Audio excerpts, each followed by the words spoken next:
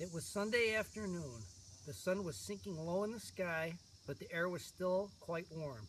John was wandering along in the direction of Susan's house, absent-mindedly looking down at the sidewalk, when his eye was suddenly caught by a dully gleaming, silvery gray coin lying right in his path. The coin was the size of a quarter, but even as he leaned forward eagerly to pick it up, John noticed there was something strange about it. It did not have a picture of George Washington or a picture of an eagle. On one side there was a picture of a fat boy. On the other side there were letters J.M., which was funny, John thought, because those letters happened to be his initials. Grasping the coin firmly, he ran on toward Susan's house. She liked to collect things. He thought she might be interested to know that he had the beginning of a coin collection. Although he was in the habit of going over to Susan's by the same route once or twice almost every day, this afternoon John found himself turning left where he usually turned right. I always go the same way, he thought. This time, for a change, I'm going into a new way. He didn't stop to consider you cannot go east by going west unless you go all the way around the world. Only 2 blocks along the unfamiliar street, John came to a small corner store. It was a neat red brick building with 2 big store windows. They were full of all sorts of candy. Susan was immediately, absolutely forgotten. John pressed his nose against one of the windows. He was imagining the taste of the chocolate-covered almonds, chocolate-covered fudge on the other side of the glass when he noticed a man in a white apron standing behind the counter and beckoning to him. John was surprised. He hadn't expected the store to be open on Sunday. "Don't just stand there in the doorway, John," the man called heartily. "Come on in and get some fresh, sweet, creamy chocolate. There's a special sale today." How did the man know his name, John wondered. He couldn't remember ever having seen the store before. The storekeeper saw John hesitate. "The chocolate I use in my kitchen comes direct from the heart of Africa," he said. "I use none but the finest ingredients, and my recipes. Well, I bet you've never had chocolates like mine before. Come on in." "Thank you," John replied, walking to the counter. "But you see, the trouble is, well—" "No money?" the storekeeper asked. "No money whatsoever? What have you got there in your right hand?" John had forgotten the old coin in his hand. "Oh," he said, "this is part of my coin collection. I mean," he added more honestly, "I'm going to save this coin and then get some more like it to make a collection." "Let me have a look at it," the storekeeper said. He looked briefly at the coin. "Aha!" he exclaimed. "Is it any good?" John asked, his hopes suddenly rising. "Very good," said the storekeeper. "In fact, it's the only kind of money I accept. But I don't suppose that you want to spend it on a box." "A whole box?" "I imagine you'd rather keep this for your coin collection than spend it on chocolate, wouldn't you?" "Oh, no," said John. "Chocolate any day." "Go ahead then, help yourself," the storekeeper said, pointing to a heavily laden show table piled high with large cellophane-wrapped boxes, candy boxes, all exactly alike. "You mean I can have one of these?" John asked, his eyes round with surprise. The candy boxes were as big as the ones his father always brought home at Christmas time. "Just help yourself," the storekeeper assured him.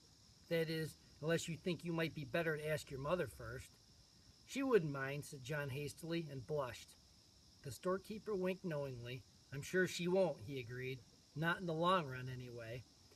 John tucked one of the large boxes under his arm, declined the storekeeper's offer to wrap it as a gift, thanked him, and hurried out of the store before there could be any question of anyone changing his mind. The storekeeper smiled as he watched his customer hurrying away down the street.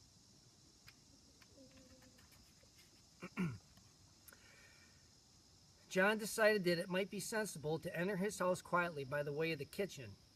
With the large candy box hidden behind him, he let himself in by the back door and crept up the kitchen stairway on tiptoe toward his own room on the top floor. Just as he was about to round the corner on the second floor to continue his way upstairs, he had to stop for a moment while his father walked by, coming along the hall from the bedroom telephone. "That was Mrs. Buttercup on the phone," Mr. Midas called to Mrs. Midas as he walked down the front stairs. "She said she was sorry John hadn't been able to get over to play with Susan this afternoon. But it was a good thing in a way," she thought, "because Susan's already so excited about her birthday party tomorrow." I wonder where John can have got to. As soon as the second floor was quiet again, John knew there was no danger that his candy box would be seen. He hurried silently up to the bedroom, pushed open the door, and slid the box under the bed. Then he walked heavily down to the living room. "Well, there you are," said Mrs. Midas. "We couldn't imagine where you had been. What have you been doing?" "Oh, just sort of playing around," John said. John usually took a long time to put his things away and undress and bathe and get ready for bed, for he thought sleeping was a waste of time. But this evening he started yawning long before his usual bedtime. Ho hum, sleepy," John announced. "All right," said Mrs. Midas, "you better be getting to bed. Time for your tonic." John's tonic came in a bottle. It had been prescribed by Dr. Cranium. John had to drink a big spoonful every night to make up for all of the vegetables and fruit that he left on his plate at lunch and dinner. The tonic tasted like soap, mud, glue, ink, and paint. It tasted horrible. Much to Mrs. Midas' surprise, John ran ahead of her to the dining room cupboard where the tonic and the tonic spoon were kept. By the time she got there, he had already filled the spoon. Then, without any coaxing, he emptied it into his mouth. "Ugh," John spluttered. "Oof, blah." "That's a very good boy," Mrs. Midas said. "Now why can't you be sensible and eat up your nice dinner that way? If you'd only stop eating so much candy, you'd be able to eat your meals properly, and you wouldn't need to take the tonic." Soon John was scrubbed in his pajamas in bed, ready to be tucked in for the night. Mrs. Midas sat on the bed and stroked his forehead for a moment. Then she leaned forward and kissed his cheek. John, pretending that he was very sleepy, shut his eyes and began breathing deeply.